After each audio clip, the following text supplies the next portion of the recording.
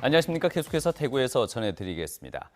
이 대구와 경북 지역은 오늘 구름 많은 가운데 경북 동해안 지역에는 현재 빗방울이 떨어지고 있습니다. 낮 최고 기온은 현재까지 대구 23.3도, 안동이 22.9도, 포항 22.5도, 구미가 22.1도를 기록하고 있습니다. 한편 태풍 말라카스가 북상하면서 바람이 강하게 불고 물결이 매우 높게 일어서 항해나 조업하는 선박은 주의가 필요하겠습니다. 내일은 대체로 맑겠고 대구의 아침 기온 17도, 낮 최고 기온은 24도로 오늘과 비슷하겠습니다. 경상북도가 지진 대응 5개년 종합대책을 발표하고 2021년까지 5년 동안 공공시설물 내진율을 35%에서 70%로 민간 건축물 내진율을 34%에서 50%까지 확대하겠다고 밝혔습니다. 또 기상청과 협의해서 지진 관측소를 23곳에서 40곳으로 지진 해일 경보 시스템은 79곳에서 150곳으로 대피소는 745개에서 1000개로 늘리기로 했습니다. 한편 경상북도는 30억 원을 지진 피해 복구에 긴급 지원하는 한편 재난특별지역 선포와 재난지원금 50억 원 추가 지원 등을 정부에 건의했습니다. 철강업계에 따르면 지난 2006년 400톤 수준에 불과했던 내진용 철강 제품 판매량은 지난 2011년 일본 대지진을 기점으로 수요가 증가해서 지난해 47만 7천 톤이 판매돼 전년보다 71% 급증했습니다.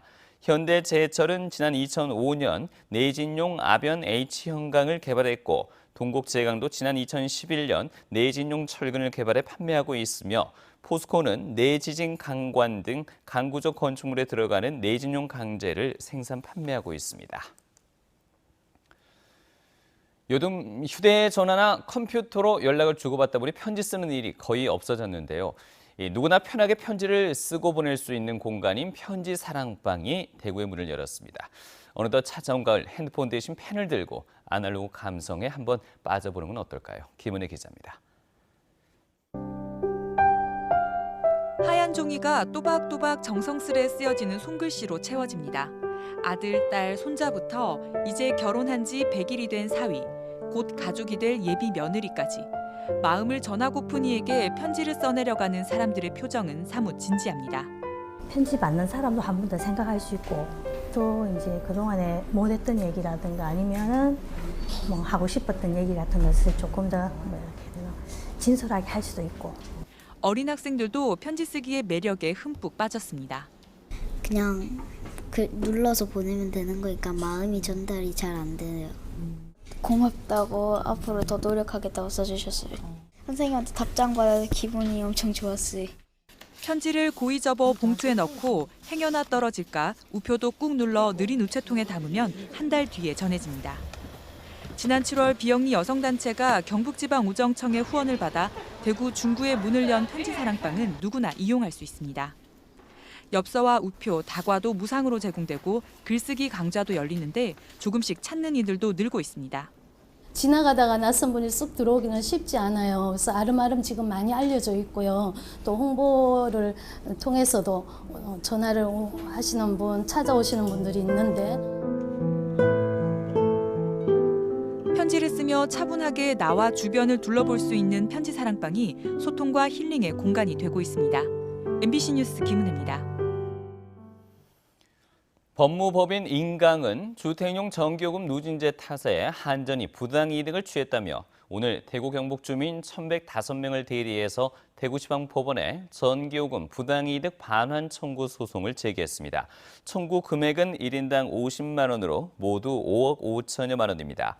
법무법인 인강은 부당 징수요금을 국민에게 반환시키고 위법한 요금 체계로 더 이상의 부담을 주는 것을 막는 게 목적이라면서 원고별 전기 사용량과 요금 등을 고려해서 청구 금액을 늘릴 계획이라고 밝혔습니다.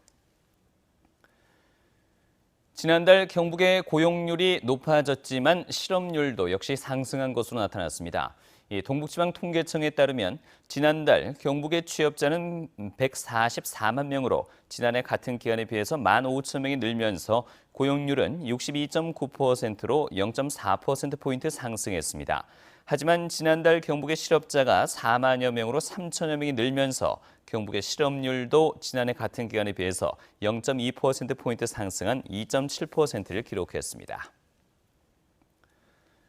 경북 지역 19개 대학의 입학 정원이 지난 3년 사이에 8.8%, 약 2,500명이 줄어든 것으로 나타났습니다. 이는 전국 광역지자체 가운데 전북과 광주에 이어서 세 번째로 많이 줄어든 것입니다. 전국 지방 소재 대학들은 평균 7.7%씩 정원을 줄였지만 서울 소재 대학들은 2.1% 감축에 그쳐 수도권과 비수도권 간의 편중이 뚜렷했다고 교육부 자료를 분석한 더불어민주당 유은혜 의원실은 밝혔습니다. 국민의당 희망원 인권유린 진상조사위원회가 오늘 시민단체 관계자들과 대구시립희망원을 찾아 내부 시설을 둘러보면서 운영 실태를 점검하고 인권유린과 폭행 등 각종 의혹을 확인하기 위해 시설 생활인들과 간담회를 가졌습니다.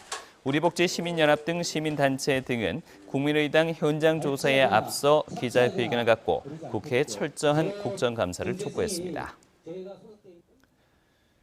최근 구속된 김창은 대구시의원의 사직으로 수성구 제3선거구 보궐선거가 내년 4월로 예정되자 대구참여연대는 새누리당이 후보를 공천하지 말 것을 요구했습니다.